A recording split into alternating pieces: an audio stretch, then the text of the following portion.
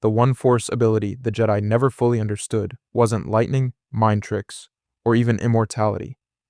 It was the Force's ability to guide outcomes without direct control. Not domination, not command, just influence. The Jedi spent thousands of years training themselves to use the Force, but they were way less comfortable letting the Force use them. And that difference matters more than they ever realized. They treated the Force like a tool with rules and techniques. Lift this, push that, sense danger, calm emotions, all very clean and controlled. But the deeper layer of the Force doesn't work like a lightsaber form you can memorize. It moves through probability, timing, coincidence, and instinct. Things that feel messy, vague, and uncomfortable for an order obsessed with structure and discipline. This is why the idea of the will of the Force kept tripping them up. The Jedi talked about it constantly, but they never fully trusted it. If the Force nudged events in a direction that didn't align with Jedi doctrine, they assumed something was wrong. They looked for corruption, imbalance, or outside interference instead of asking whether the Force itself was steering events toward change.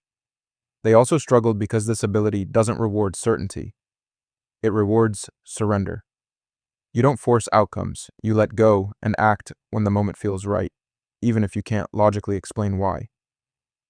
That's terrifying for an order built on clarity, foresight, and control.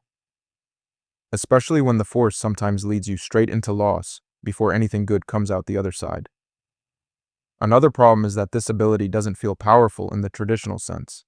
There's no visual spectacle, no obvious flex. It looks like luck, like intuition, like being in the right place at the right time for no clear reason.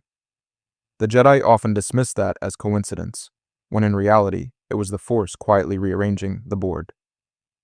Ironically, the Jedi came closest to understanding this ability during moments of failure.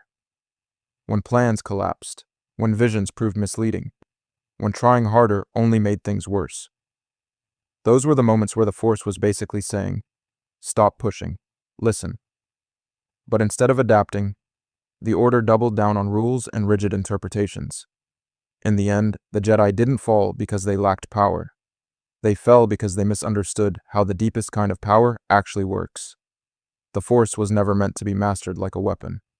It was meant to be trusted like a current, one you move with, not against. And by the time the Jedi realized that, the current had already carried the galaxy somewhere they never expected.